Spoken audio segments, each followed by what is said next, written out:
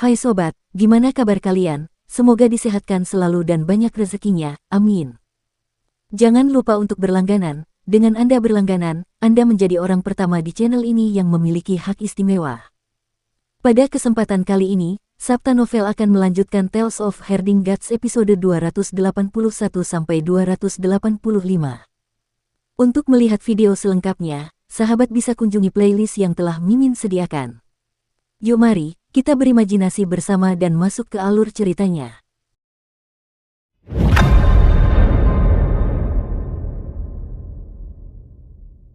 Begitu jembatan besar itu tersambung, sejumlah pejabat dari Kementerian Pekerjaan Umum terbang dan mengamati sekeliling bendungan. Kinmu melihat banyak orang memegang tiang pancang dan menancapkannya ke bendungan, satu tiang pancang setiap 300 meter. Di samping setiap tiang pancang berdiri seseorang dan seseorang mendirikan lonceng besar di jantung sungai. Dengan suara dentang lonceng yang menggema, tiang-tiang pancang itu bergetar dan orang-orang di sampingnya mencondongkan tubuh untuk mendengarkan getarannya. Apa yang mereka lakukan? Kinmu tidak bisa menahan rasa bingungnya. Ling Yuxiu berjalan ke sampingnya dan berkata, "Kau tidak akan tahu ini, tapi sungai lumpur dulu sering membanjiri daerah sekitarnya, jadi guru kerajaan memerintahkan asisten menteri Kementerian Pekerjaan untuk mengaturnya. Banyak sumber daya keuangan yang dihabiskan untuk itu, jadi ayah sangat marah dan bertanya mengapa asisten menteri menghabiskan begitu banyak uang dan untuk apa saja uang itu dibelanjakan. Dia diberitahu bahwa tembok tembaga didirikan di kedua sisi Mud River. Tembok tembaga itu setebal 2 inci dan tingginya 2 kaki. Tembok itu dibangun bersama bendungan dan membentang sejauh 10.000 mil. Tembok tembaga itu ditutupi dengan tanda-tanda rune, jadi untuk memeriksa retakan tersembunyi atau penipisan tembok, mereka tinggal membunyikan bel. Suara itu akan mengaktifkan tanda-tanda rune untuk beresonansi bersama, dan gelombang suara itu dapat digunakan untuk menilai apakah ada retakan tersembunyi atau hilangnya ketebalan." Kinmu menatap ke arah Master Balai Pekerjaan Surgawi yang sedang sibuk dan memuji, "Ide yang bagus sekali." Si Yunxiang juga datang dan berkata, "Kaisar hampir mengeksekusinya karena dia menghabiskan terlalu banyak uang." Ling Yuxiu meliriknya dan berkata, "Asisten menteri telah menghabiskan terlalu banyak uang. Dalam beberapa tahun terakhir, ia telah membuat kapal terbang, perahu pesiar berhias yang berlayar di laut, kapal yang berjalan di darat, kereta roda gila, pabrik peleburan untuk pegunungan biji, bengkel senjata, dan pabrik manufaktur di berbagai daerah. Berbagai kota bahkan mengalami perombakan yang meliputi saluran pembuangan di bawah kota, pengaspalan jalan, kereta awan yang digunakan untuk menyerang kota, benteng di perbatasan, dan bahkan manufaktur mesin. Saat itu aku belum lahir, tetapi ku dengar dari saudara kedua bahwa jumlah uang yang dihabiskan oleh asisten menteri telah membuat ayah dan semua pangeran, selir, dan permaisuri janda mengencangkan ikat pinggang mereka hingga berubah menjadi hijau karena kelaparan. Kas kekaisaran terkuras dalam waktu singkat dan gaji para pejabat terutang kepada mereka selama beberapa bulan." Si Yunxiang tersenyum. "Apa yang terjadi selanjutnya?" Ling Yuxiu mendesah. "Setelah itu, pabrik peleburan logam dipopulerkan, dan semua jenis kapal terbang dan perahu pesiar berhias dijual kepada para pedagang. Pabrik-pabrik manufaktur terus memproduksi barang dan sebelum 2 tahun berlalu, perbendaharaan kekaisaran terisi penuh. Beberapa perbendaharaan lagi harus dibangun untuk menampung uang, jadi ayah senang dia tidak membunuh asisten menteri. Kementerian Pekerjaan Umum adalah yang terbaik dalam membelanjakan uang, sedangkan pembelanja terbaik berikutnya adalah pejabat Departemen Air. Mereka membangun irigasi dan transportasi di berbagai daerah seperti kereta penarik air, danau pembuangan banjir, semua jenis bendungan dan jembatan, dan pembukaan kanal. Mereka membelanjakan uang seperti air yang mengalir, tetapi mereka juga meningkatkan kualitas hidup masyarakat umum." Si Yunxiang berkedip dan berkata, "Sepertinya selalu asisten menteri dan para pejabat yang menghabiskan uang, jadi untuk apa menteri pemerintah?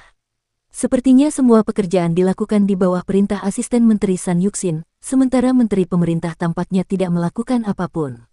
Ling Yuxiu juga berkedip. "Menteri pemerintah mengawasi pengeluaran mereka." Si Yunxiang tertawa kecil. "Menteri pemerintah seharusnya ditugaskan untuk mengawasi mereka, tetapi kaisar tidak merasa tenang, benar kan? Lagi pula, asisten menteri dan para pejabat ini semuanya adalah orang-orang dari sekte orang suci surgawi. Kaisar tahu bahwa mereka adalah kepala aula dan ahli dupa dari sekte orang suci surgawi, jadi dia tidak yakin tentang mereka."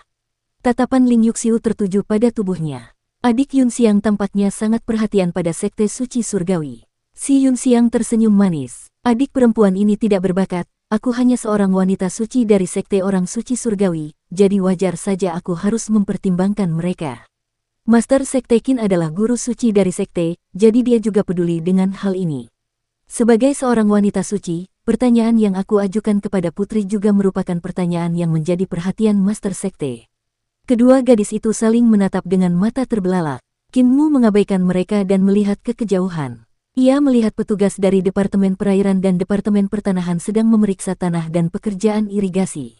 Sementara itu, Departemen Panen sedang memeriksa buah-buahan dan sayuran, jadi ia melangkah maju. Master Sekte, sebelum panen musim gugur yang berwarna kuning dapat dipanen, mereka akan diserang oleh serangga hama. Petugas Departemen Panen adalah ahli dupa di Balai Petani. Ia menggali tanah untuk memeriksa dan mengambil beberapa telur serangga sambil berbicara kepada Qin Mu. Meskipun musim dingin sangat dingin, telur-telur ini tidak mati beku. Dalam waktu sekitar 3 hingga 5 hari ketika cuaca menjadi hangat, telur-telur ini akan menetas. Karena sebagian besar tumbuhan ditebang dan dibakar oleh para korban bencana selama musim dingin, serangga-serangga itu akan mulai memakan tanaman karena mereka tidak punya makanan lain. Sebaiknya waspada sejak dini untuk mencegah kerusakan akibat serangga. Begitu menetas, mereka harus segera dibunuh. Qin Mu bertanya, Tuan Dupa, bagaimana kerusakan akibat serangga dapat dicegah? Tempatkan ahli pedang di tanah-tanah yang telah diolah ini, atau ahli mantra dengan mantra jarum. Kalau tidak, kita juga bisa membiarkan ahli serangga berbisa datang untuk melepaskan serangga mereka untuk memakan hama. Petugas dari Departemen Panen berdiri dan menepuk-nepuk tangannya, tanah berlumuran di tubuh dan tangannya. Para murid dari SWOT Hall, Spell Hall, dan Venomous Insect Hall semuanya bisa keluar untuk mendapatkan pengalaman. Qin Mu mengangguk dan mengundang Fan Yunxiao. Saudara Fan, sampaikan perintahku agar selusin murid dari Balai Pedang, Balai Mantra, dan Balai Serangga berbisa masing-masing datang ke sini. Fan Yunxiao memanggil seorang bandit dan menyuruhnya mengirimkan perintah. Departemen Air sedang memperbaiki pekerjaan irigasi, membersihkan lumpur yang terkumpul di saluran air. Mereka juga merencanakan ulang jalur air agar lebih mudah untuk mengairi lahan pertanian. Di sisi lain, petugas dari Departemen Pertanahan sedang mengukur tanah. Ia mengeluarkan penggaris pengukur langit, dan dengan ki vitalnya, penggaris itu terbuka dari keadaan tumpang tindihnya dan menjadi semakin panjang. Pada penggaris itu, skala pengukuran yang ditandai muncul, dan seorang sarjana kekaisaran mencatat angka-angkanya, mengetuk-ngetukkan sempoa yang tidak biasa yang dibentuk oleh ki vitalnya.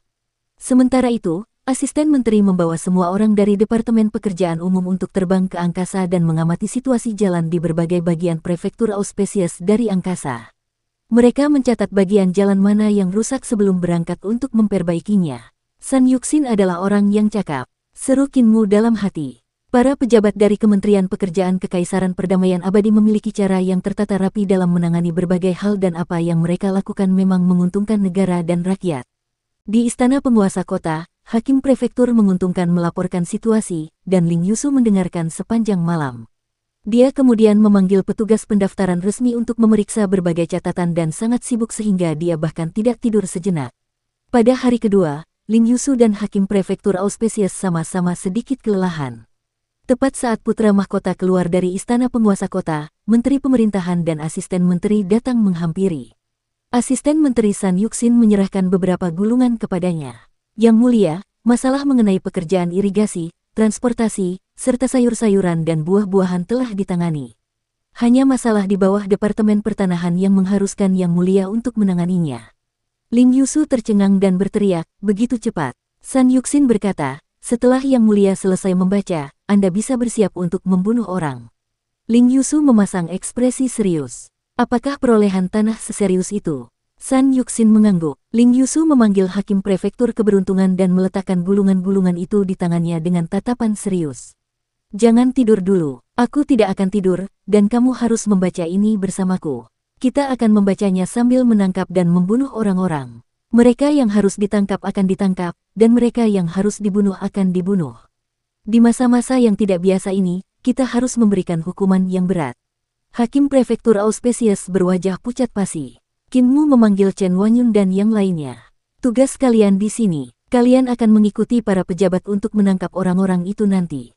Chen Wanyun bergumam, Master Sekte, bukankah kau bilang itu tidak akan berbahaya? Untuk bisa memperoleh tanah di masa kekacauan, orang-orang ini akan menjadi tiran di wilayah ini. Kekuatan keluarga-keluarga berpengaruh bukanlah hal yang bisa disepelekan. Qin Mu tersenyum. Kalian semua adalah pakar dari Imperial College, elit kekaisaran, jadi bagaimana kalian bisa takut pada para tiran di wilayah ini? Wei Yong, Yue Qinghong, dan yang lainnya tidak sabar untuk melakukan gerakan mereka. Tidak lama kemudian, putra mahkota dan hakim memberikan perintah untuk menangkap orang-orang, jadi Wei Yong dan yang lainnya segera mengikuti para pejabat dan pergi. Mereka baru kembali pada sore hari, semuanya berlumuran darah. Jelas bahwa mereka telah melalui beberapa pertempuran sengit. Ling Yusu menghabiskan 2 hari untuk menyelesaikan masalah di prefektur Auspicius, lalu melanjutkan perjalanan ke timur. Dalam perjalanan, mereka juga mengatasi masalah di sekitar Sungai Lumpur. Suatu hari, mereka tiba di prefektur River. Tempat ini menghadap ke laut di sebelah timur dan jauh dari ibu kota. Jalur air mereka berkembang, dan mereka memiliki pelabuhan yang besar. Kapal-kapal dagang di sini tidak hanya terhubung ke semua pelabuhan di dunia, mereka bahkan berdagang dengan negara-negara asing dan memiliki hubungan dengan negara-negara di luar negeri. Semua orang sudah terbiasa dengan rutinitas itu dan pergi melakukan inspeksi mereka sendiri tanpa instruksi apapun dari asisten menteri. Setelah menyelesaikan tugas-tugas di prefektur sungai, Ling Yusu dapat melihat bahwa semua orang kelelahan dan berkata, semua orang sudah bekerja keras, jadi mengapa kita tidak beristirahat beberapa hari di prefektur sungai sebelum berangkat? Semua orang bersorak. Qinmu dihentikan oleh Ling Yuxiu untuk berjalan-jalan di jalan. Perdagangan dan perniagaan prefektur sungai sedang berkembang pesat dan mereka memiliki banyak barang menarik dari luar negeri. Mari kita lihat pamerannya. Aku juga ikut. Si Yunxiang mengikuti mereka, dan Ling Yuxiu meliriknya sambil berpikir dalam hati, Vixen. Dasar jalan kecil, pikir si Yunxiang dengan wajah penuh senyum. Percikan api berterbangan dari tatapan kedua gadis ini, tetapi Qinmu tidak menyadari apapun. Memang ada banyak mainan yang tidak biasa dan aneh di pameran prefektur sungai, tetapi yang paling menarik baginya bukanlah barang-barang aneh ini, melainkan orang-orang asing. Ia melihat banyak orang asing mengenakan pakaian aneh dan berbeda, dan penampilan mereka berbeda dari orang-orang di kedamaian abadi. Bahkan ada beberapa yang merupakan siklop. Mereka hanya memiliki satu mata di tengah alis mereka, dan mata itu tumbuh vertikal. Ada juga manusia berlengan 4 dan berkepala 2. Ia bahkan melihat beberapa gadis dari suku laut yang berpakaian sangat indah. Namun, mereka memiliki 8 kaki seperti gurita dan berjalan cepat. Ketika ia mengamati mereka secara mendetail, ia juga dapat melihat insang di samping telinga mereka. Mereka datang dari laut, bisik si Yunxiang kepada Qinmu. Mereka adalah pedagang suku laut. Kudengar mereka telah mendirikan negara di bawah laut. Qinmu tercengang. Barang-barang yang dijual oleh suku laut itu juga sangat aneh. Ia berhenti di depan pohon koral biru yang secara otomatis mengeluarkan uap air sementara bola air yang besar melilitnya. Di dalam uap air itu, ada seorang gadis yang tingginya 3 inci, menunggangi kuda laut dan menyanyikan sebuah lagu daerah yang liriknya tidak ia mengerti. Setelah itu, beberapa gadis menunggang kuda laut turun dari pohon dan mulai mengelilingi pohon karang tersebut bersama beberapa lelaki sambil menari dan bernyanyi bersama. Pohon koral ini sebenarnya memiliki suku-suku kecil. Si Yunxiang dan Ling Yuxiu juga terpesona olehnya. Tepat pada saat ini, seorang gadis ramping dan tinggi dalam gaun hijau tua datang ke depan dan melihat pohon koral biru itu, berseru kagum, sungguh spesies yang aneh. Xiao Hong, tidakkah kau juga berpikir begitu? Qinmu memiringkan kepalanya dan melihat anting giok berwarna merah tergantung di daun telinga gadis itu. Tiba-tiba, anting itu meregang dan menampakkan diri sebagai ular merah kecil, membuka mulutnya untuk mendesis ke arah Qinmu. Jiaonan panjang. Qinmu tercengang dan ingin mencabut pedangnya saat wanita itu tersenyum. Lebih baik jika Master Sekte Qin tidak bergerak, Xiao Hongku berada di alam 7 bintang dan dapat menelan kalian bertiga dengan sekali suap. Master Sekte, ayahku ingin bertemu denganmu. Kulit kepala Qinmu menjadi mati rasa saat dia berkata dengan serius, Raja Naga Tua juga ada di sini. Long Jiaonan terkekeh. Ayahku dikenal sebagai Raja Naga, jadi bagaimana mungkin dia tidak memiliki kekuasaan di prefektur sungai? Namun, semua berkat pemimpin sekte penunggang naga kami berhasil dibasmi, sehingga ayahku dan aku tidak punya pilihan lain selain bersembunyi di Laut Timur. Si Yunxiang berkedip dan berkata dengan gembira, selamat kepada saudari Long karena telah menangkap Master Sekte Iblis Surgawi dan Putri ke-6 Perdamaian Abadi. Karena aku tidak dibutuhkan di sini, aku akan pergi dulu.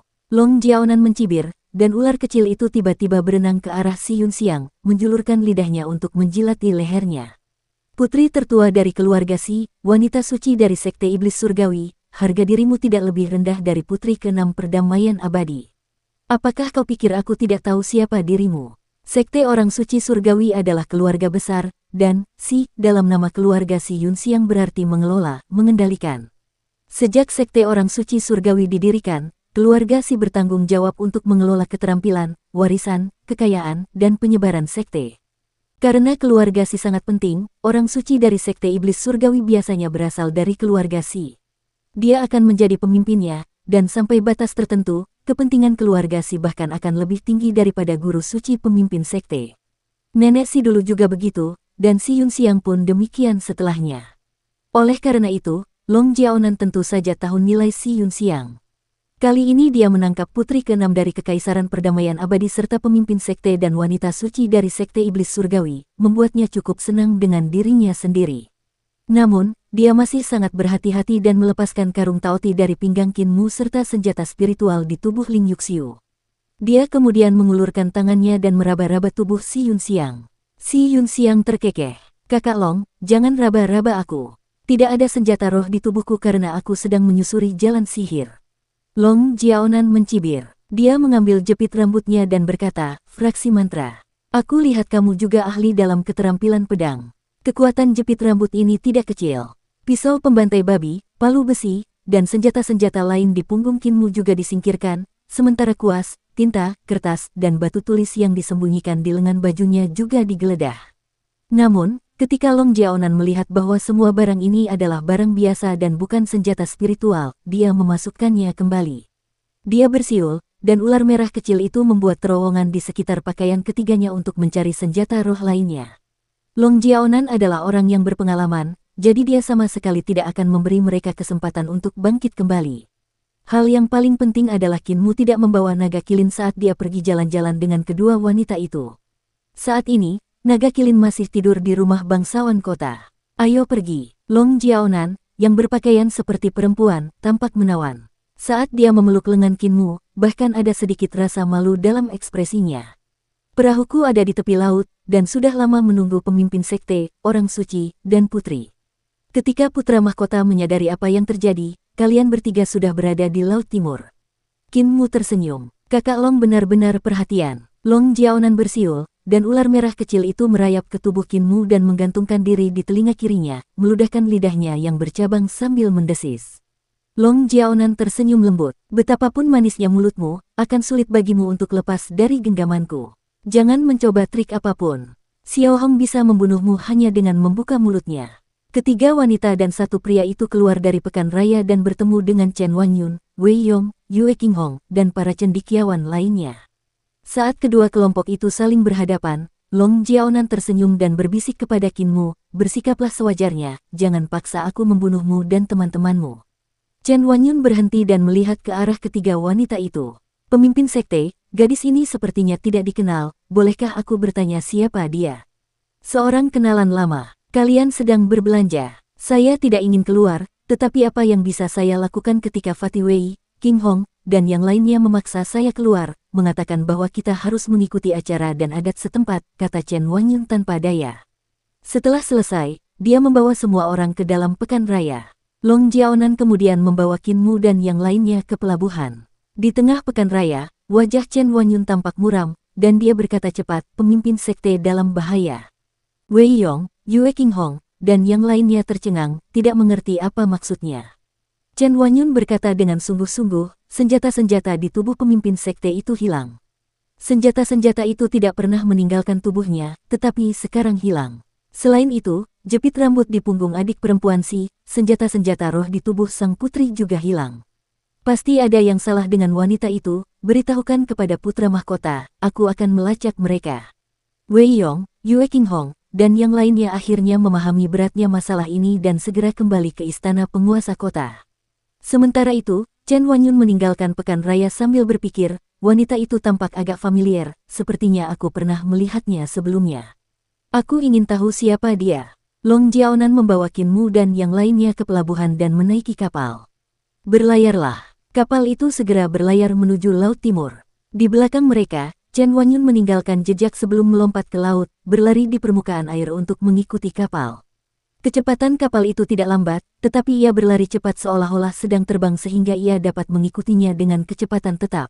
Di atas kapal, seseorang berkata dengan sungguh-sungguh, Tuan Muda Sekte, ada seseorang di belakang. Long Jiaonan datang ke buritan kapal dan sedikit terkejut ketika melihat Chen Wangyun melangkah di atas ombak. Hanya seorang sarjana kekaisaran. Apakah dia benar-benar berpikir dia bisa mengalahkan Raja Naga di laut? Dia meniup peluitnya, dan terjadilah perubahan yang aneh. Tak lama kemudian, ular laut halus yang panjangnya lebih dari 30 meter muncul dari bawah air dan berenang cepat ke arah cendekiawan itu. Chen Wangyun tercengang, dan pedang-pedang terbang keluar dari karung pedang di punggungnya, membunuh ular-ular laut yang datang berhamburan. Area tempat dia bertarung langsung tampak seperti air mendidih yang meluap dari panci. Ular laut yang tak terhitung jumlahnya seperti naga banjir menerobos air dan menyerangnya dengan panik. Ketika Chen Wangyun berhasil lolos dari penyergapan ular laut, kapalnya telah lenyap tanpa jejak. Ia terbang ke angkasa dan berdiri di udara untuk melihat ke sekeliling. Saat ia melihat riak-riak batu giok di lautan luas dalam radius 10.000 mil, ia tidak dapat menemukan kemana kapal itu pergi. Sial, ekspresi Chen Wangyun berubah serius. Di atas kapal, Long Jiaonan tidak membatasi pergerakan Qin Mu dan yang lainnya, membiarkan mereka berkeliaran dan menyaksikan kapal semakin tenggelam ke dalam laut. Qin Mu mendongak dan melihat langit tinggi di atas dan laut dalam di bawah. Tidak ada cara untuk meninggalkan jejak di permukaan laut. Ia sangat bersemangat dan membuka kertasnya untuk mulai melukis di haluan kapal. Long Jiaonan datang untuk melihat dan melihat bahwa ia sedang menggambar laut. Ada ombak yang berbahaya dan awan gelap yang menyapu semuanya. Sebuah kapal melaju mengikuti angin dan ombak sementara kilat menyambar dalam kegelapan di luar, menerangi tempat itu sesaat. Ada suasana artistik yang khas pada lukisan ini yang membuat orang merasa seperti berada dalam lukisan itu. Saya tidak menyangka keterampilan melukis Master Sekte Qin ternyata tidak buruk, puji Long Jiaonan. Jika Anda pergi ke ibu kota untuk menjual hasil karya seni Anda demi mencari nafkah, Anda seharusnya bisa meraih reputasi sebagai sarjana yang terhormat dan berprestasi. Seorang tukang perahu di samping berjalan mendekat sambil membawa pisau algojo dan mengayunkannya ke dekat leher Qin Mu sambil terkekeh. Sayang sekali Master Sekte Iblis Surgawi ini akan segera meninggal tetapi dia masih punya mood untuk menulis. Long Jiaonan mencibir, hantu tua tiga, sebelum ayahku memerintahkannya untuk dibunuh, dia masih tamu yang diundang oleh Sekte Penunggang Naga kita, berilah hormat. Mata Lin Yuxiu berbinar, dia menghampiri lukisan Qin Mu sambil diam-diam melirik si Yun Xiang. Qin Mu tampaknya tidak puas dengan lukisannya dan menyingkirkan lukisan yang sudah jadi untuk mulai mengerjakan karya lainnya. Lukisan itu kembali berisi angin, hujan, petir, dan gelombang berbahaya, tetapi kali ini tidak ada kapal. Long Jiaonan awalnya memperhatikan dengan penuh minat, tetapi ketika dia melihat Qin Mu menggambar jenis lukisan yang sama berulang kali, kesegaran pemandangan itu memudar. Dia sendiri berjalan pergi, hanya menyisakan Xiao Hong yang tersisa di telinga Qin Mu. Qin Mu melukis beberapa lukisan badai di laut lagi. Kemudian, ia mengangkat kuasnya seolah-olah ingin menambahkan beberapa sentuhan akhir pada lukisannya. Saat ia meletakkan sapuan pertamanya, lukisan itu tampak sedikit berbeda. Badai di dalam tampak beterbangan keluar. Qin Mu menambahkan goresan terakhir pada lusinan lukisan dan melemparkannya dari kapal tanpa kesulitan tambahan. Long Jiaonan menghela napas iba pada dirinya sendiri saat melihat pemandangan ini. Qin Mu meletakkan kedua tangannya di belakang punggungnya dan menatap Long Jiaonan sambil tersenyum. Kudengar ada angin kencang dan ombak di laut, jadi aku bertanya-tanya apakah kapal Sister Long akan mampu menahan turbulensi itu. Long Jiaonan mencibir, cuacanya cerah sekarang, jadi angin dan ombak apa yang sedang kamu bicarakan? Tepat saat dia berkata demikian, angin tiba-tiba bertambah kencang, berubah menjadi angin sepoi-sepoi hanya dalam hitungan beberapa tarikan napas. Langit kemudian menjadi gelap, dan angin kencang meletus. Ketinggian ombak melampaui puncak gunung, melemparkan kapal ke langit sebelum akhirnya jatuh. Semua orang di kapal terkejut dan bergegas untuk menenangkan diri. Namun, kilatan petir berderak dan menyambar secara acak. Di tengah kekacauan itu, Qin Mu menjentikkan Xiao Hong yang sedang bergelantungan di telinganya.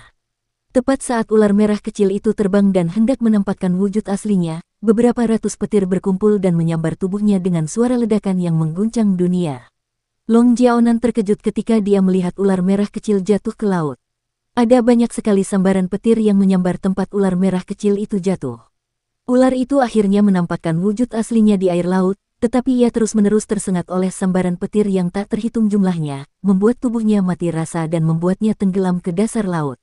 Dari mana datangnya badai itu? Mengapa badai itu hanya menyerang Xiao Hong? Hati Long Jiaonan menjadi gelisah, dan dia melihat sekeliling, tetapi yang terlihat hanyalah kegelapan yang pekat. Hal ini membuat perasaan aneh muncul di hatinya. Situasi ini terlihat sangat mirip dengan lukisannya. Tangan kiri Qin Mu mencengkeram Si Yunxiang sementara tangan kirinya mencengkeram Ling Yuxiu. Mereka bertiga lalu melompat ke dalam laut yang gelap gulita. Long Jiaonan berteriak kaget, dan kapal di bawah kakinya tiba-tiba terbelah menjadi 5 bagian, melemparkan semua orang di dalamnya ke laut. Tepat pada saat ini, dia melihat kapal lain berlayar dari ombak yang ganas, dan Qin Mu, Ling Yuxiu, dan Si Yunxiang berdiri di haluan kapal itu.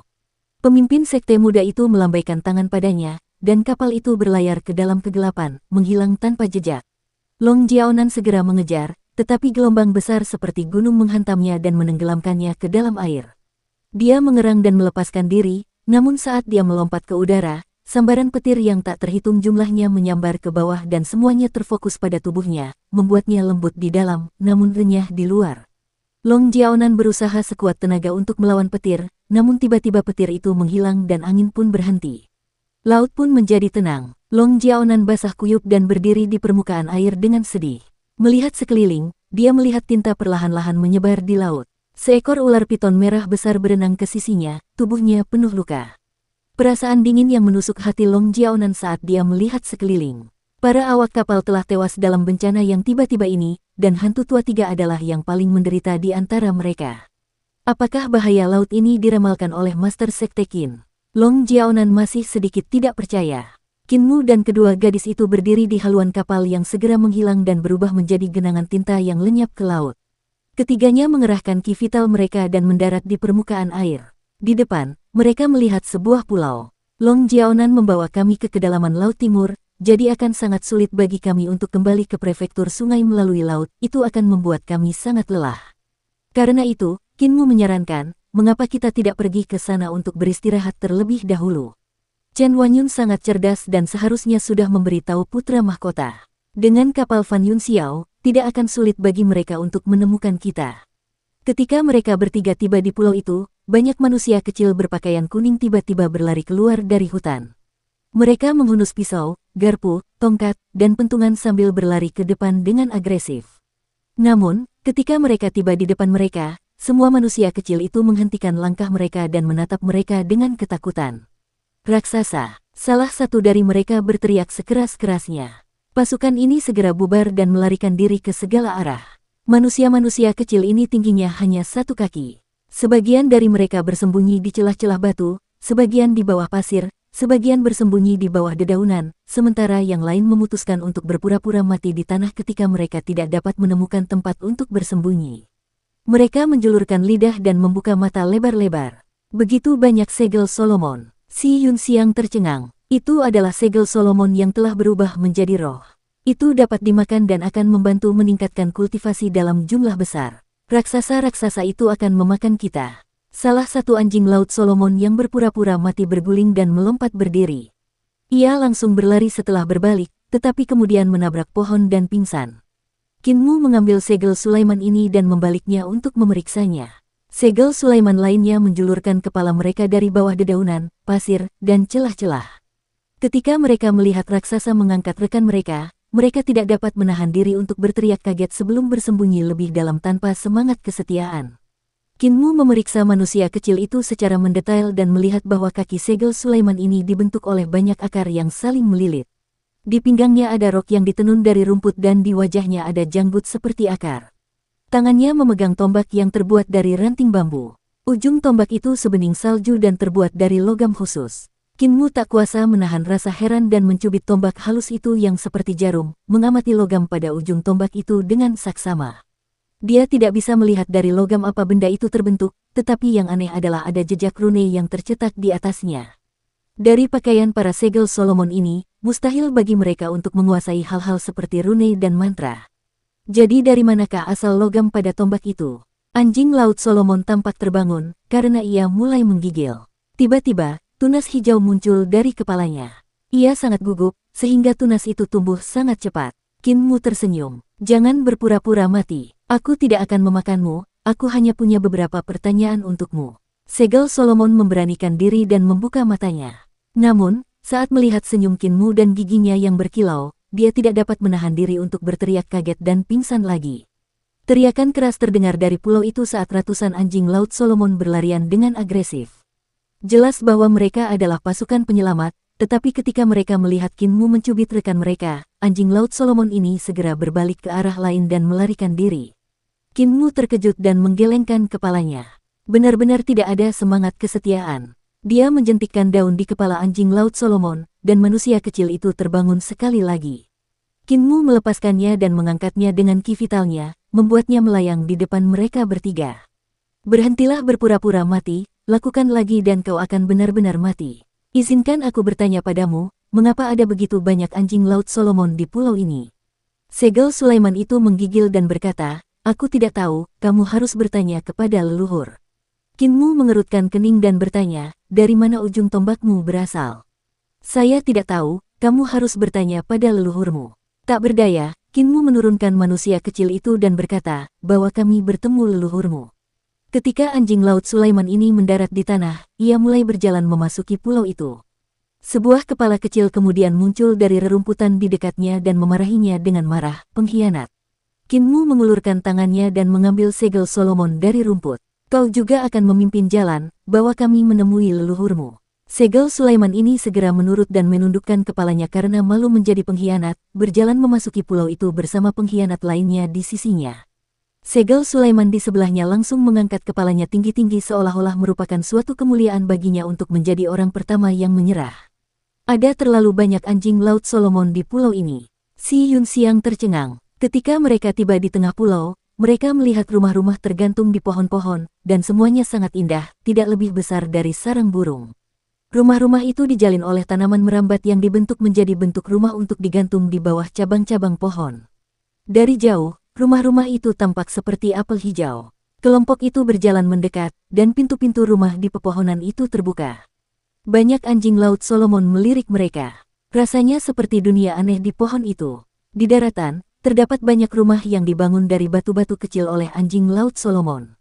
Sebuah kota pun dibangun, namun luasnya hanya 6 ar. Kedua anjing laut Solomon berjalan memasuki kota yang tak bernyawa itu, dan para prajurit yang menjaga kota itu hanya menatap ketiga raksasa itu dengan linglung. Mereka terdiam karena keheranan dan bahkan tidak membalas. Mungkin ada puluhan ribu segel Solomon di sini. Si Yunxiang tidak bisa menghilangkan keterkejutannya, dan dia berbisik, Master Sekte, jika kamu menangkap semua segel Solomon ini, kekayaanmu akan menyaingi kekayaan sebuah kekaisaran jika kamu menjualnya. Qin Mu berhenti di luar kota dan tidak masuk. Dia menggelengkan kepalanya. Mengapa aku harus melakukan itu? Si Yunxiang tampak bingung. Yang lemah adalah mangsa yang kuat. Bukankah itu aturan reruntuhan besar? Nona, perilaku predator di reruntuhan besar sedikit berbeda dari apa yang Anda bayangkan, jelas Qin Mu. Meskipun binatang buas di reruntuhan besar memburu dan memangsa yang lemah, mereka tidak akan melakukan pembunuhan yang tidak perlu begitu mereka kenyang. Ini adalah perilaku predator, bukan pembunuhan terhadap semua yang lebih lemah dariku. Anjing laut Solomon ini juga merupakan makhluk hidup dengan kecerdasan dan telah mendirikan peradaban dan negara mereka sendiri. Karena kita telah memasuki wilayah mereka, kita harus berinteraksi sebagai orang beradab dengan orang beradab. Bagaimana kita bisa membasmi negara mereka dan melenyapkan orang-orang mereka begitu kita datang ke sini? Si Yunxiang tampak termenung. Tidak lama kemudian, banyak anjing laut Solomon mengelilingi sebuah kereta yang melaju keluar dari sebuah rumah megah di kota itu. Di kereta itu ada seorang wanita tua berambut putih. Dia berdiri dengan gemetar dan menyapa mereka, sudah lama sejak kami melihat orang luar, jadi kami orang-orang kecil agak gugup, aku di sini untuk memberi penghormatan kepadamu. Tetua itu sopan. Qin Mu membalas sapaan itu dengan hormat. Saudara-saudari bodoh ini telah melewati tanahmu dan membuat orang-orangmu khawatir, kami mohon maaf. Ling Yuxiu dan Si Yunxiang melihat bahwa wanita tua berkaki 4 Solomon ini juga hanya setinggi 1 kaki. Dia sangat kecil namun Qin Mu masih menunjukkan etiketnya dan tidak berani mengabaikannya. Hal ini membuat mereka tidak dapat menahan senyum mereka. Tak lama kemudian kedua gadis itu pun menyapa wanita itu sesuai adat istiadat. Wanita tua dari anjing laut Solomon berkata, rumahku yang sederhana ini terlalu kecil dan akan sulit untuk menampung tubuh 3 raksasa jadi aku tidak bisa mengundang kalian bertiga untuk masuk, maaf. Kalian bertiga hanya lewat saja. Qin Mu tersenyum. Kami bertiga sedang lewat dan berencana untuk mengistirahatkan kaki, tetapi karena kami melihat negara Anda yang terhormat begitu tidak biasa, kami datang untuk mengganggu. Bolehkah saya bertanya kepada tetua, mengapa ada begitu banyak segel Solomon di sini? Wanita tua itu tersenyum. Mungkin karena air dan tanah. Ketika aku bangun, aku berada di samping mata air dan tiba-tiba aku memiliki kecerdasan. Sejak saat itu, kami mulai berkembang dan itu mengakibatkan semakin banyak orang kecil. Mata air. Kinmu tercengang dan bertanya, bisakah tetua membawa kita ke sana untuk melihatnya? Wanita tua dari anjing laut Solomon itu tersenyum. Tentu saja, ketika dia mengatakan itu, dia memerintahkan anjing laut Solomon lainnya untuk membawa kereta keluar dari kota dan membawa mereka ke depan sebuah mata air. Mata air ini tidak besar dan hanya berupa kolam dalam yang memiliki radius 20 yard, namun, kolam itu terlalu dalam untuk melihat dasarnya. Ada banyak anjing laut Solomon yang mengambil air dari mata air ini, tetapi tidak peduli berapa banyak air yang mereka ambil, tidak ada yang berbeda di kolam itu.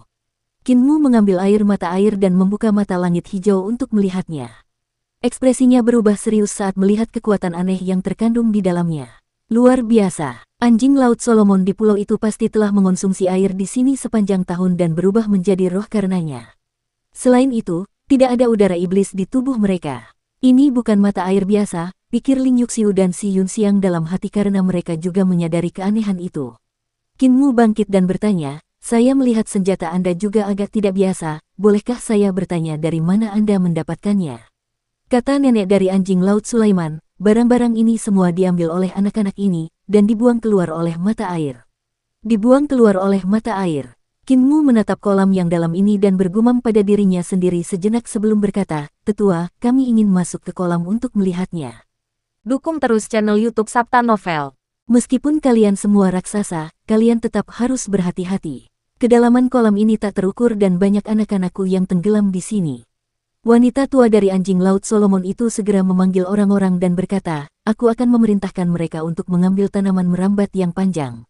Kalian bertiga akan dapat melilitkannya di tubuh kalian sebelum turun. Begitu kalian tidak dapat lagi menahan napas, kalian akan dapat kembali naik dengan mengikuti tanaman merambat itu. Tidak perlu melakukan itu. Kinmu menarik napas dalam-dalam dan angin kencang menyerbu ke arahnya dari segala arah. Setelah udara yang tak terhitung jumlahnya tersedot ke dadanya, dia melompat ke dalam kolam. Ling Yuxiu dan Si Yunxiang juga segera menarik napas dalam-dalam dan melompat masuk. Ketiganya kemudian melancarkan teknik mereka. Ling Yuxiu mengolah teknik Raja Sembilan Naga, jadi dia berenang seperti naga banjir. Si Yunxiang melancarkan teknik penciptaan Dewa Surgawi dan melesat seperti ikan di air, berenang menuju dasar kolam. Tempat ini sebenarnya sangat dalam sehingga dasarnya tidak terlihat. Setelah menyelam beberapa lama, lingkungan sekitar mereka menjadi semakin redup tetapi mereka tetap tidak mencapai dasar. Tekanan air juga semakin besar. Tiba-tiba, cahaya muncul di depan mereka, dan mereka melihat keempat dinding kolam itu perlahan-lahan melebar. Ada mutiara-mutiara bercahaya di sana yang berukuran sebesar keranjang anyaman dan memancarkan cahaya redup.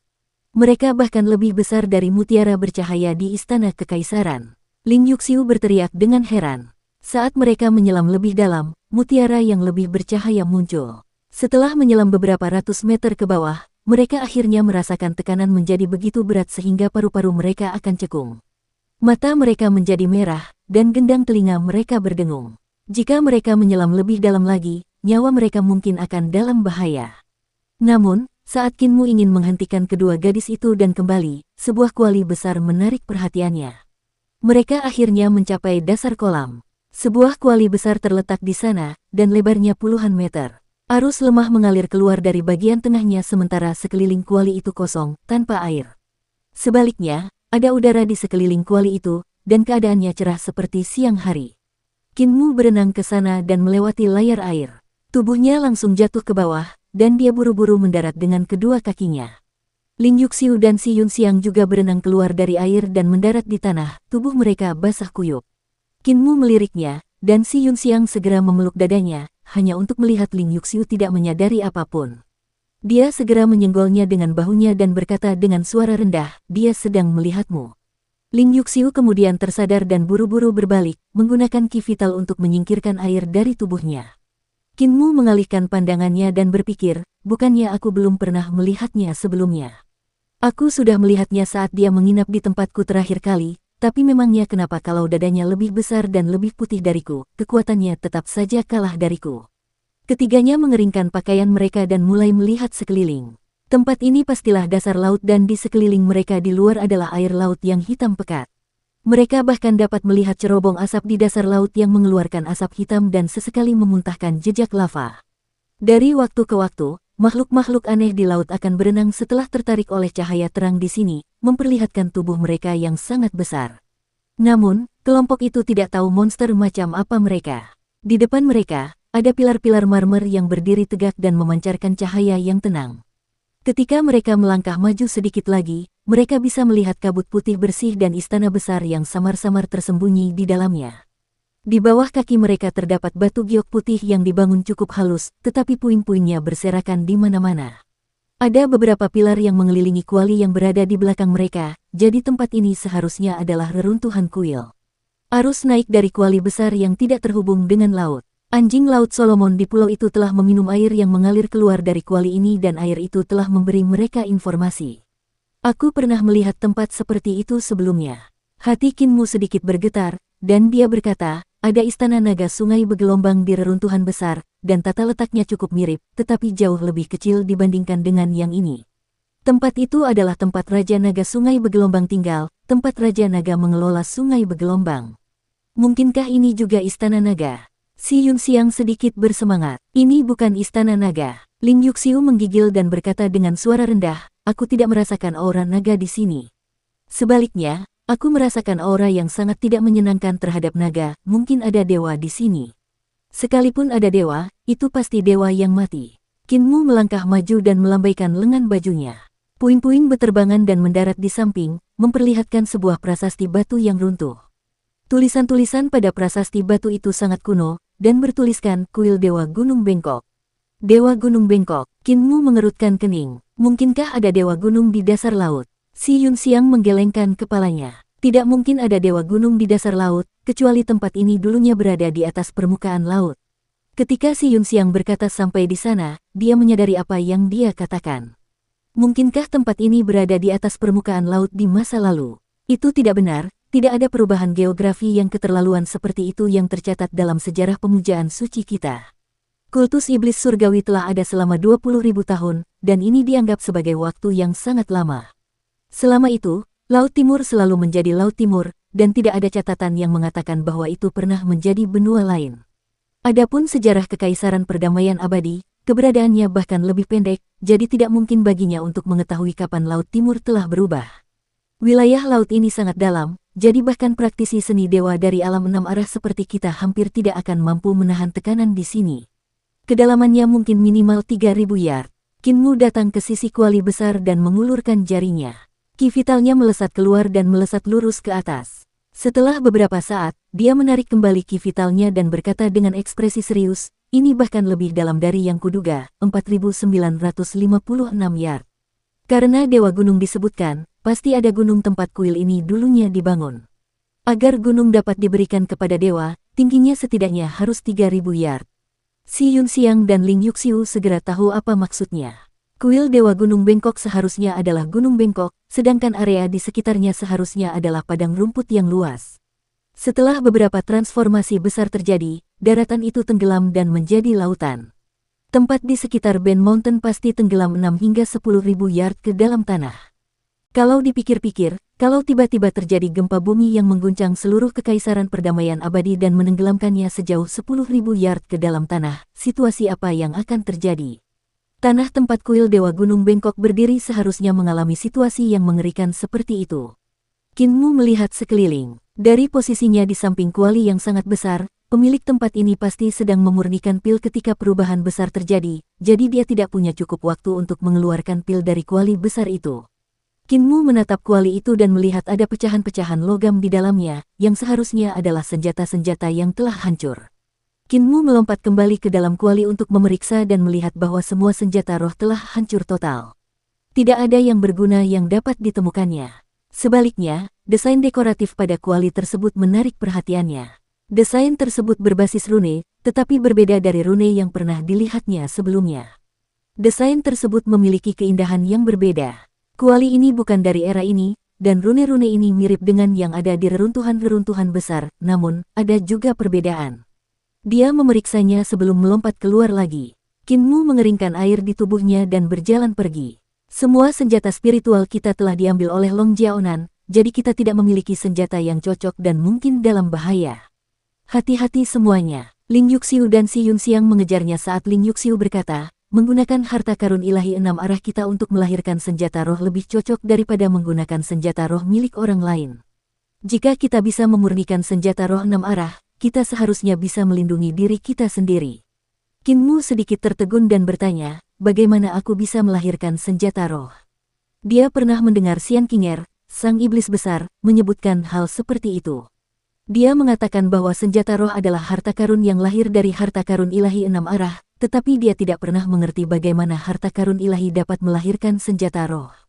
Dia masih kurang pengetahuan tentang alam 6 arah. Si Yunxiang tercengang. Guru sekte, Anda bahkan tidak tahu ini. Biarawati Hongfa dari Aula 6 arah pernah memberikan ceramah tentang cara melahirkan senjata spiritual di harta karun ilahi 6 arah sebelumnya.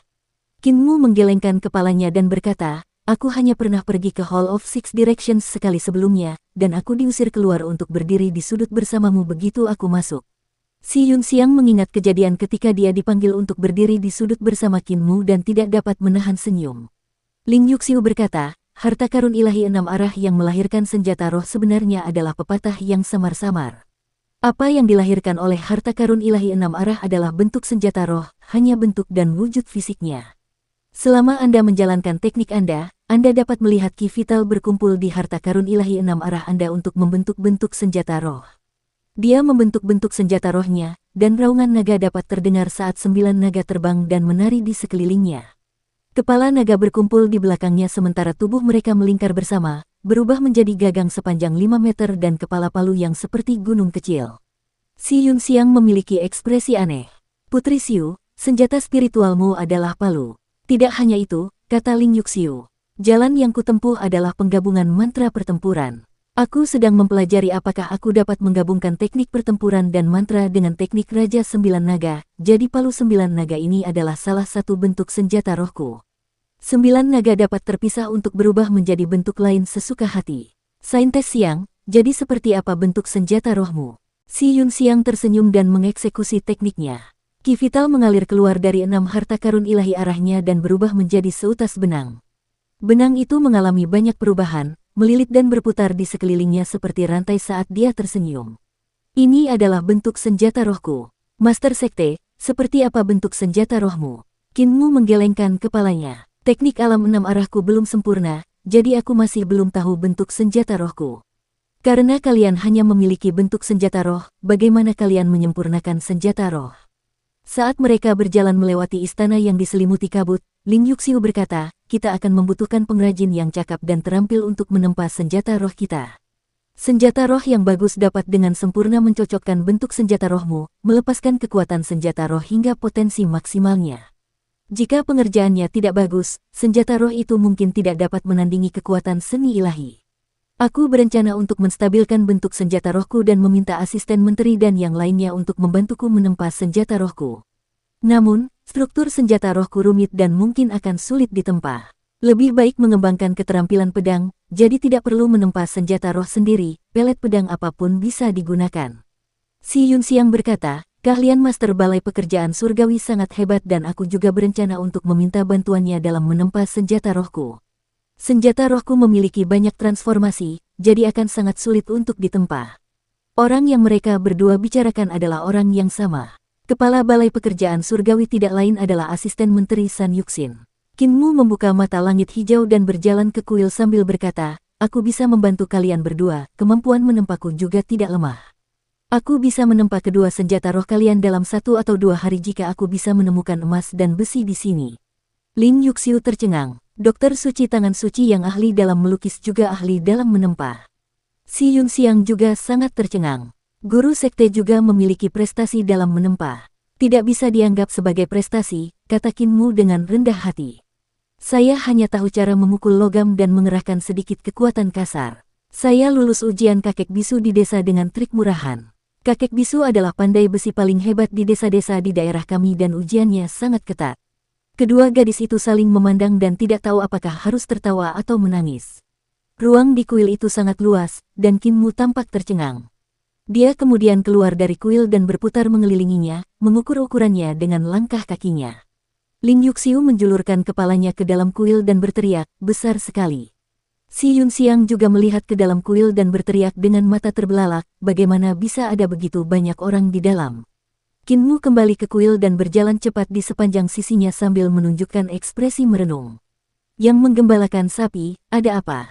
Ling Yuxiu bingung. Kuil di bagian luar panjangnya 9 anak tangga dan lebarnya 50 anak tangga, sedangkan bagian dalamnya panjangnya 9.000 anak tangga dan lebarnya 5.000 anak tangga. Qin Mu mendongak dan melihat langit-langit yang setinggi langit. Permata-permata besar dipahat agar tampak seperti bintang-bintang, dan aspek-aspek benda-benda langit itu sama sekali berbeda dari aspek-aspek benda-benda langit sekarang. Bintang-bintang itu berjarak sekitar 10.000 meter dari mereka. Selain bintang-bintang, ada juga bulan dan matahari. Qin Mu tidak tahu seni ilahi macam apa yang telah menciptakan harta karun seperti itu, tetapi matahari masih bersinar terik, menerangi seluruh kuil. Bagaimana ini masih bisa menjadi kuil? Jelas ini adalah dunia berskala kecil. Ruang di kuil itu 10.000 kali lebih besar daripada yang terlihat dari luar.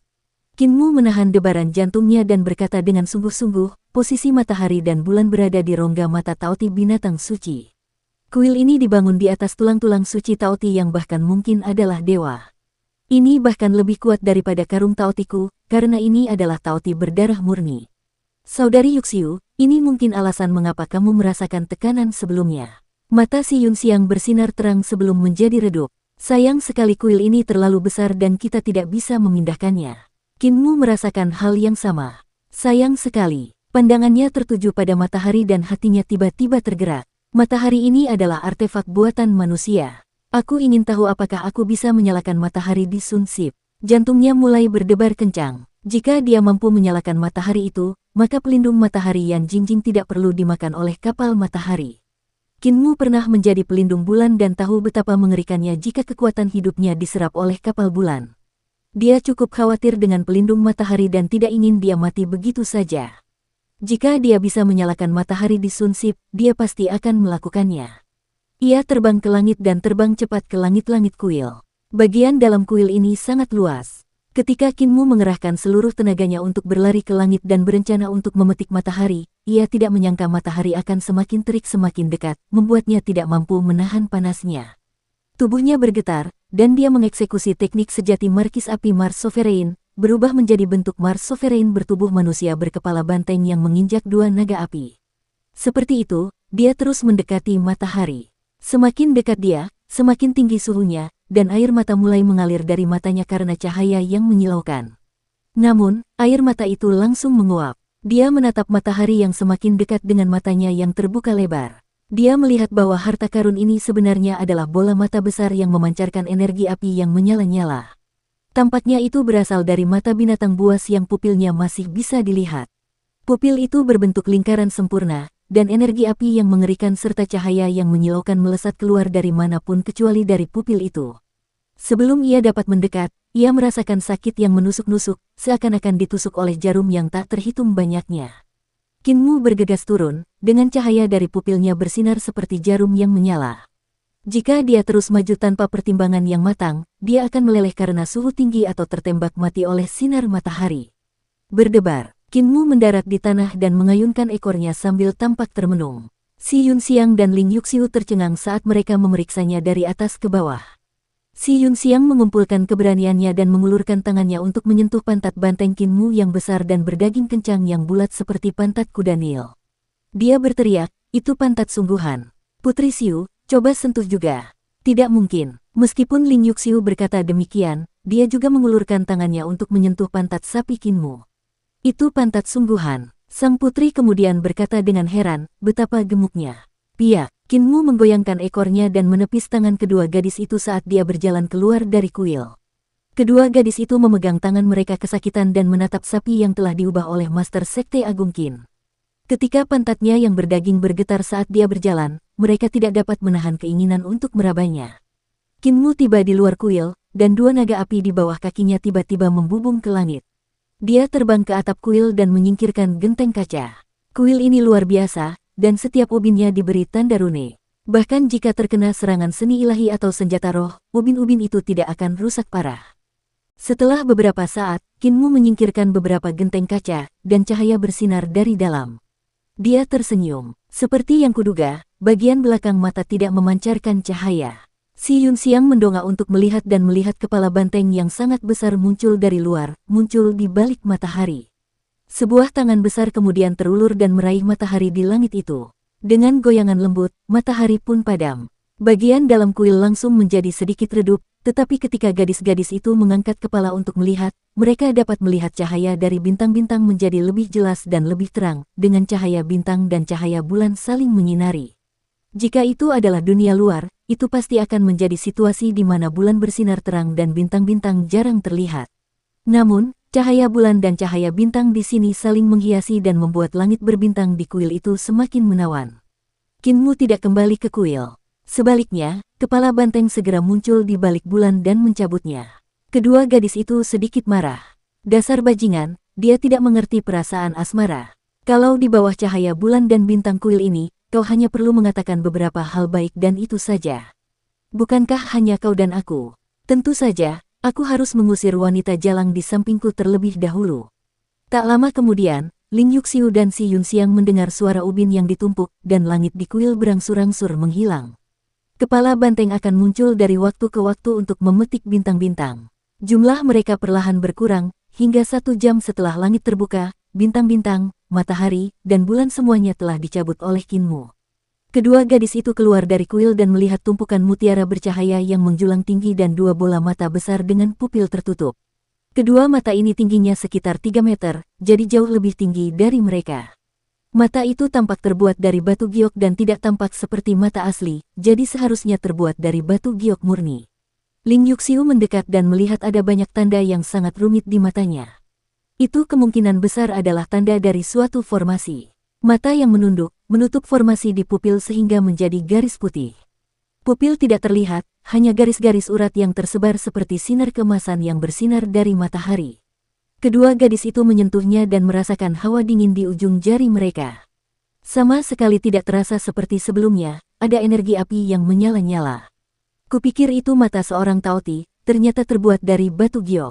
Si Yunxiang sedikit kecewa. Kinmu berdiri di belakang salah satu mata dan memainkannya. Mereka tidak tahu apa yang sedang dilakukannya ketika pupil mata itu tiba-tiba terbuka sedikit, tampak seperti buah aprikot yang tegak. Kedua gadis itu segera melihat formasi yang sangat rumit diaktifkan saat pupil mata mereka terbuka. Formasi itu seperti mekanisme rumit yang terbentuk dari roda gigi yang tak terhitung jumlahnya, dan sesaat kemudian, api yang mengerikan muncul dari pupil mata mereka yang menyala semakin membara.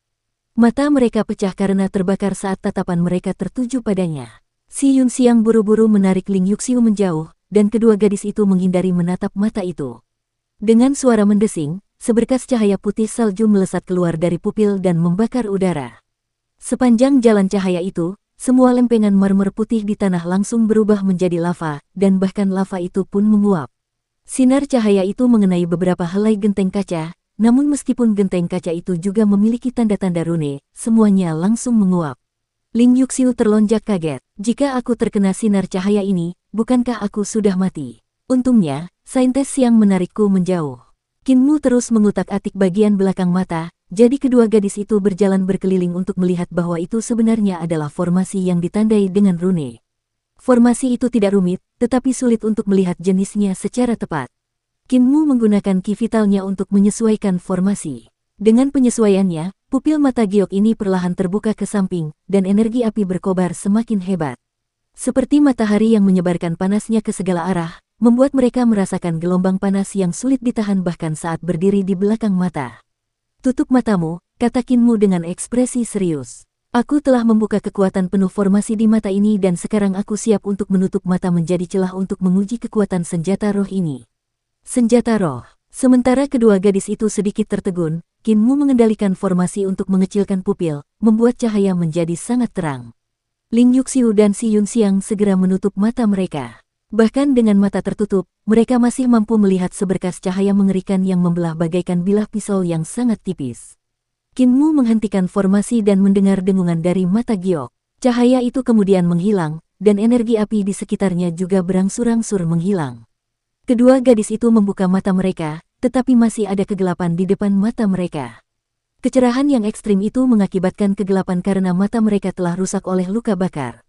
Meskipun mereka tidak melihat cahaya secara langsung, cahaya dari mata giok itu tetap merusak pupil mereka melalui kelopak mata. Beruntung bagi mereka, ki vital mereka padat dan kerusakan semacam ini dapat disembuhkan sendiri. Qin Mu berjalan keluar dari balik mata itu dan mendongak. Dia tidak dapat menahan rasa terkejutnya ketika melihat bahwa kuil di depan mereka telah diiris di bagian tengah oleh bilah cahaya dari mata giok itu. Sekalipun kuil itu masih berdiri tegak, kuil itu bisa saja runtuh sewaktu-waktu. Terlebih lagi, di langit dunia bawah laut ini, ada bekas bilah pedang di langit. Retakan besar telah terbuka pada penghalang yang menahan tekanan dari dasar laut, dan air laut sudah mulai bocor ke dalam. Qin Mu mengusap dagunya dan dengan paksa mencabut beberapa helai jenggot yang telah dijambatnya. Pemuda itu menghirup udara dingin karena rasa sakitnya, tetapi itu bukan rasa sakit fisik. Itu adalah hatinya yang sakit. Dengan menguji kekuatan mata giok saat itu, dia secara tidak sengaja telah menghancurkan penghalang dunia bawah laut yang aneh ini, dan dalam beberapa hari, air laut akan membanjiri tempat ini hingga penuh. Si Yun Xiang melihat beberapa tetes air jatuh ke kuil, dan bangunan yang tampak sangat kokoh itu langsung berderit, seolah tak mampu menahan beban. Kuil itu mulai miring ke dua sisi, dan dengan dua suara gemuruh yang keras, kuil itu terbelah menjadi dua. Debu dan asap memenuhi udara, memperlihatkan tulang-tulang raksasa seekor binatang. Itu adalah tulang-tulang seekor Taoti. Makhluk itu berdarah murni, tetapi tulang-tulangnya juga terpotong menjadi dua oleh sinar itu. Setelah kuil itu runtuh, tulang-tulang Taoti pun terlihat dan ukurannya pun sangat besar. Raja-raja surgawi benar, Master Sekte Qin benar-benar menghancurkan segalanya kemanapun dia pergi, si Yun Xiang bergumam. Ling Yuxiu juga berseru betapa kasihannya dirinya sendiri. Ini adalah kuil, dunia bawah laut yang misterius, dan dihancurkan oleh ulah Qin Mu begitu saja. Yang menggembalakan sapi, kamu punya nama tetapi belum punya julukan, jadi biar aku beri kamu julukan. Panggil saja kamu si penghancur Qin. Usul Ling Yuxiu. Hati Qin Mu masih terasa sakit saat wajahnya memerah setelah mendengar apa yang dikatakan Ling Yuxiu, dan dia mencoba menjelaskan, aku bukan Qin penghancur, aku tidak menghancurkan apapun, jangan bicara omong kosong dan merusak kepolosanku. Si Yun Xiang mencibir, kau tidak bersalah. Begitu kau mencapai gunung kedatangan suci, kau telah menghancurkan aula tiga raja. Ling Yuxiu juga mencibir, kau telah menghancurkan kediaman sarjana setidaknya 3 kali, kan? Istana-istana di sekitar kuil surga juga telah dihancurkan olehmu, pemimpin sekte iblis surga. Dan juga, kudengar kota gelombang surga juga dihancurkan olehmu. Lihat saja, kami datang ke sini beberapa saat yang lalu, dan dunia bawah laut ini telah dihancurkan olehmu. Dunia bawah laut ini mungkin telah berdiri di sini selama puluhan ribu tahun, tetapi hilang begitu kau datang. Dalam suasana hati yang buruk, Qin Mu bergumam, jangan bicara omong kosong, jangan bicara omong kosong. Kedua gadis itu menggoda Master Sekte Agung Qin dan pergi mencari-cari sesuatu yang berguna di kuil yang runtuh. Setelah beberapa saat, Ling Yuxiu membawa 2 pilar besar dan meletakkannya di depan Qin Mu. Kedua pilar besar ini mungkin beratnya puluhan ribu pon, tetapi dia mampu membawanya dengan kekuatan kasar. Si Yun Xiang memuji, orang gemuk memang kuat, aku tidak seperti Putri Xiu, aku terlalu lemah bahkan untuk melawan angin. Ling Yuxiu menjadi marah dan ingin mendorong wanita suci ini ke tanah untuk memukulinya. Namun, karena Qin Mu ada di sampingnya, tidak baik baginya untuk melakukan ini. Dia menggertakkan giginya dan tersenyum. Benar, wanita suci siang memang terlalu lemah untuk melawan angin. Kamu terlalu kurus dan bahkan tidak ada 2 tael daging di depan dadamu. Si Yun Xiang marah, dan tatapannya menjadi tidak menyenangkan. Aku masih muda dan terus tumbuh. Apa gunanya menjadi begitu besar? Bukankah tubuhku akan tetap kendur saat seseorang menjadi tua? Kedua gadis itu saling menatap sebelum mengalihkan pandangan mereka. Master Sekte Agung, apakah menurutmu kau bisa memurnikan 2 pilar ini menjadi senjata roh? Ling Yuxiu bertanya dengan lembut. Qin Mu saat ini sedang memeriksa mata giok yang lain dan mencoba memahami keajaiban mengoperasikan benda seperti itu, jadi dia tidak mendengarkan apa yang mereka pertengkarkan. Jenis logam ini jarang terlihat. Sepertinya logam ini dicampur dengan berbagai logam, dan karena itu kualitas dan fleksibilitasnya jauh lebih kuat daripada intercrystal iron. Qin Mu memeriksa kedua pilar itu dan agak tercengang. Para praktisi seni dewa dari Kekaisaran Perdamaian Abadi biasanya mencari tingkat kemurnian dalam memurnikan senjata roh mereka, tetapi kedua pilar ini tidak peduli dengan kemurnian. Dengan mencampur berbagai jenis logam dengan tembaga, kekuatan dan fleksibilitas pilar telah meningkat pesat. Bisakah kamu menyempurnakan senjata 9 naga yang aku butuhkan? Ling Yuxiu segera bertanya. Bisa. Qin Mu penuh percaya diri. Kemampuanku dalam menempa sangat hebat, aku tidak berbohong. Dia mengaktifkan formasi di mata giok matahari dan melebur salah satu pilar tembaga untuk menempa palu besar terlebih dahulu. Dia kemudian membiarkan Ling Yuxiu memamerkan bentuk senjata rohnya dan menunjukkan semua perubahan senjata 9 naga miliknya. Dia merenung cukup lama lalu mengeluarkan kuas dan kertas untuk menggambar cetak biru sebelum mulai menempa. 2 hari kemudian, Qin Mu akhirnya selesai menempa senjata 9 naga. 9 naga itu dapat digabungkan menjadi palu besar atau dipisahkan untuk membentuk kain kafan api ilahi 9 naga dengan menghubungkan ekor mereka satu sama lain. Tubuh naga-naga itu lunak, dan dia telah memasukkan teknik penciptaan roh ke dalamnya saat menempa, sehingga mereka dapat melakukan banyak transformasi. Misalnya, meskipun 9 naga terbuat dari logam, ada lebih dari 900 tulang di tubuh mereka, yang memungkinkan mereka berenang di udara dengan bebas. Setiap sisik naga berdiri sendiri dan juga dapat dilepaskan dari tubuh naga. Sisik-sisik ini sangat tajam dan dapat digunakan sebagai senjata tunggal. Selain sisik naga, cakar naga seperti kait yang sangat tajam dan gigi naga seperti bilah pisau. 2 kumis pada setiap naga adalah rantai yang sangat lembut, tetapi kuat dan dapat merantai orang. Ketika 9 naga itu bersatu, mereka akan menjadi tembok emas 9 naga. Sisik-sisik itu akan membentuk permukaan cermin sementara di belakangnya akan ada 9 kepala naga.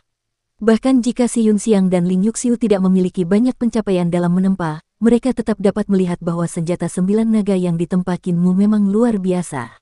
Senjata ini seharusnya sangat cocok untuk Ling Yuxiu. Sang putri bergegas menghampiri dengan gembira dan mengubah ki vitalnya menjadi rune untuk menandai senjata 9 naga, menggunakan ki vitalnya untuk memeliharanya. Setelah mencobanya sejenak, dia merasa mudah untuk mengendalikannya, dan dapat berubah menjadi bentuk lain yang dia inginkan kapan saja. Tidak buruk, tidak buruk. Ling Yuxiu memuji tanpa henti. Yang menggembalakan sapi, keahlianmu tidak buruk. Hanya sedikit lebih rendah dari asisten menteri Kementerian Pekerjaan Umum. Si Yunxiang memandang dengan iri dan memperlihatkan bentuk senjata rohnya yang merupakan benang yang memiliki banyak sekali transformasi. Bagaimana mungkin baja yang ditempa dengan baik bisa menjadi sangat lunak hingga bisa melingkari jari-jari? Untuk menempa senjata roh hingga bisa melingkari jari tidak semudah memukul logam. Master Sekte, senjata rohku disebut Tousan Siuk, dan itu adalah pedang dan juga mantra. Yang ditirunya adalah kitab suci iblis surgawi pendidikan agung dari Sekte orang suci surgawi kita, jadi bisakah Master Sekte memurnikan logam menjadi selembut sutra? Qin Mu mengamati bentuk senjata rohnya dan mengerutkan kening. Menyempurnakan pedang sehalus sutra sambil tetap harus menempa jejak mantra di atasnya merupakan suatu kesulitan. Aku pernah mempelajarinya sebelumnya, tetapi aku belum pernah mencoba menempanya. Biar aku coba. Tousan Siuk milik Si Yunxiang jauh lebih merepotkan daripada Nine Dragon's Weapons milik Ling Yuxiu. Senjata itu jauh lebih halus dan mengharuskan logam dipalu hingga batas fleksibilitasnya yang ekstrim sebelum dibentangkan untuk menempa membran logam yang jauh lebih tipis daripada sutra alami. Ketebalan sutra alami berada pada satu si sementara di belakang si masih ada Hu, Wei, Xian, Sa, Chen, Ai, Miao, Mo, dan ketebalan yang lebih halus lagi. Qin Mu hanya bisa menyebarkan lapisan logam itu hingga setebal Chen dan Ai. Jika lebih tipis, dia tidak akan bisa melakukannya. Ketika ketebalannya mencapai tahap seperti itu, diperlukan penandaan yang lebih rumit lagi. Qin Mu dan Si Yunxiang sama-sama mengolah kitab suci iblis surgawi pendidikan agung, jadi mereka berdua bekerja sama dengan susah payah untuk mencetak semua rune pada membran logam. Saat mereka melakukannya, membran itu pecah beberapa kali dan dia harus menempanya kembali.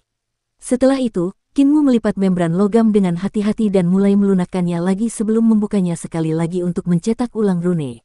Setelah melakukannya berulang-ulang, ia akhirnya berhasil menempa Tousan Siuk.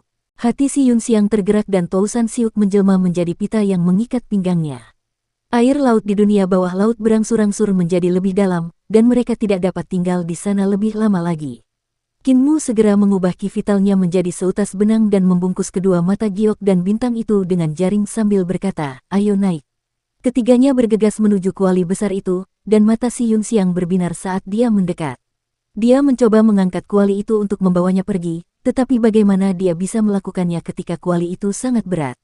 Bahkan dengan seluruh kekuatannya, kuali itu tidak bergerak sedikit pun. Dadamu kecil jadi kamu lemah, Ling Yuxiu mencibir. Kalau begitu, ayo coba dengan dadamu yang besar. Si Yunxiang membalas dengan marah.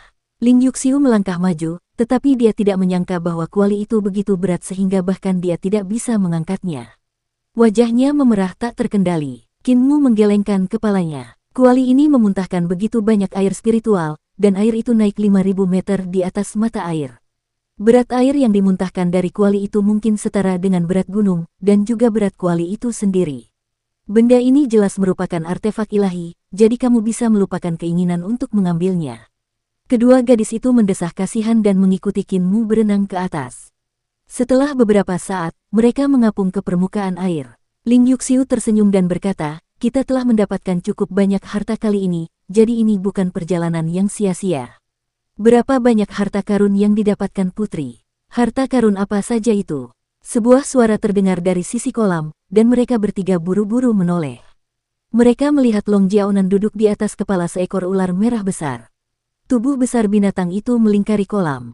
Long Jiaonan tersenyum, dan tatapannya beralih dari satu wajah ke wajah lainnya. Dia berkata kepada Qin Mu, sungguh hebat guru sekte, memberiku latihan seperti itu untuk menemukanmu. Mati. Ling Yuxiu dan Si Yunxiang menghantam ombak dan melesat ke udara, mengaktifkan senjata 9 naga dan 1000 sutra mereka untuk menyerang Long Jiaonan tanpa penjelasan apapun.